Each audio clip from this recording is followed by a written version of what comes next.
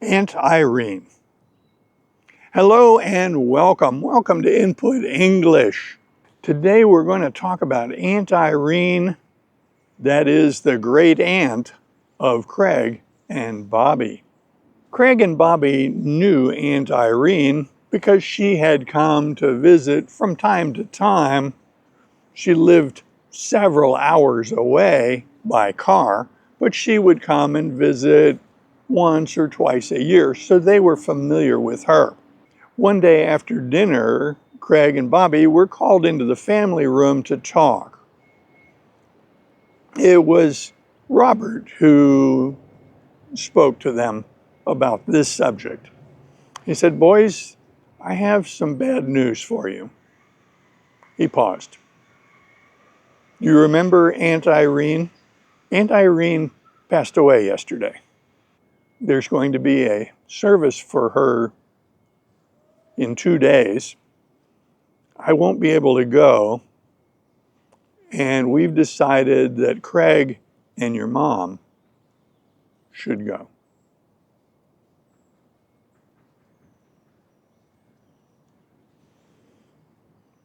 The boys didn't really know how to understand what they were just told. They knew Irene,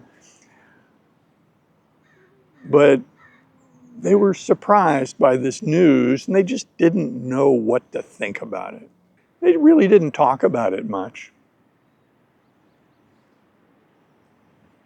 2 days later, it was time for Kathy and Craig to go to the funeral service, or the viewing. They got up early and got into nice clothes and took a very long drive for several hours to get to the place. When they arrived, they entered the front door and were greeted. Kathy signed the book for the both of them, and then they were ushered into the main room. The viewing room was dim but not dark. There were people talking quietly. And at the other end of the room, there was a coffin, a wooden coffin, which was open. There were lots of candles and lots of flowers. Kathy turned to Craig and said, "I need you to hold my hand. I'm going to need your help." They walked up to the coffin. When they got there, Craig saw that it was Aunt Irene's body. Her hair was perfectly done on the top of her head, the way it had always been when he had seen her. He had never seen her with her hair down. Her hair was a mixture of gray and white, very properly done. Her skin was very soft and a little pale. As Craig looked at her, he thought, she seems very peaceful and very still. Kathy gazed upon Irene, didn't say anything. At one point, she reached as if to touch her, and then she checked herself and withdrew her hand. She thought better of that. Craig noticed a little tear. About that time, she squeezed Craig's hand tightly and looked him straight in the face and said, "Come on, I need to go. Thank you for helping me." They walked slowly out of the room and directly to the car. Kathy didn't know most of the people in the room. She didn't feel it important to talk to them. So she took Craig out to the car and they started their journey home. They had several hours of driving to do. Initially, Kathy was silent. After a few miles, Kathy looked over at Craig and said, "I should tell you some Irene stories. You may not know much about your Aunt Irene. She was quite a lady."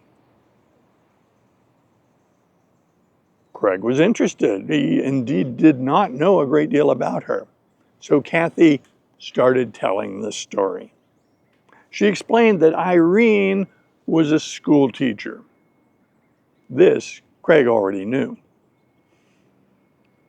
Irene never married. For the longest time, she just taught school, took care of the kids, and life was good. She had a couple of dogs, but she always outlived the dogs. And so in recent years, she had had no dogs. By the time she was in her late 40s, she really had no intention of getting married. She was not looking for a husband. She didn't want any children of her own. She was content with the life she had built for herself as a school teacher. In times long past, she would have been referred to as a school marm. That is, a single lady who teaches school and never marries. Another term that was used for a lady like this would be an old maid. Again, a lady who never married. Nobody ever called Irene a school marm, and she did not like the term old maid because it made her feel old. She didn't consider herself an old maid per se. She just built a life the way she wanted it. This was the way it was until she met Jim. She was in her mid to late 40s when she met Jim. Jim was a widower, a very successful businessman who retired early. Jim was not looking for a new wife. He had been a widower for a number of years, and he was very content with the life he had built for himself. He liked good food, he liked good wine, he liked an occasional cigar, and he was enjoying his retirement. He had a place in Maine where he could go fishing, and he traveled nearly every year to some interesting destination. When Jim and Irene met, they hit it off immediately. They seemed very compatible. There was no stress that one or both of them was looking for anything in particular. They enjoyed each other's company, and they found it very easy to talk to each other about a variety of subjects. Jim invited her to join him on a walk in the park, and that led to them deciding to go to dinner together. Their courtship was a series of fun adventures that they shared together. Over time, they realized that each had met their complement, and they frequently used the term yin and yang. They knew that they were very different from each other, but those differences fit together in a magical combination that was beneficial to both. One of their favorite expressions was yin and yang. With time, they realized, and others realized, that they were a couple. They were growing very devoted to each other. They wanted to spend time with each other. And Jim asked if she might have some time off from school around Christmas that they could take a trip together. It would be their first trip together. She said yes, that would be great, and gave him the dates that she would be available based on the time that school was out of session. Jim made reservations for airline tickets and hotels. Their flight took them to Munich,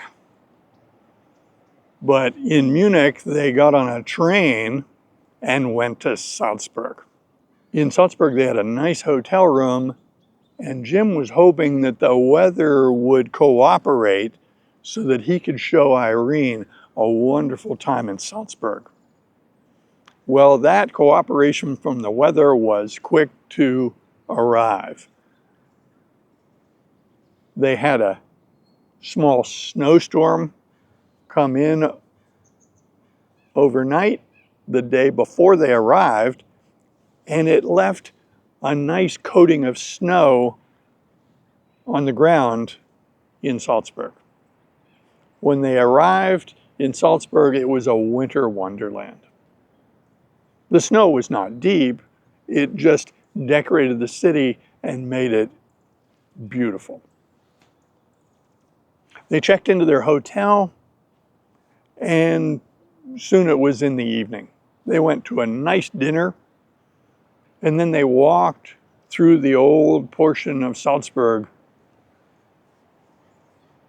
in the crunching of the snow, the smell of the desserts,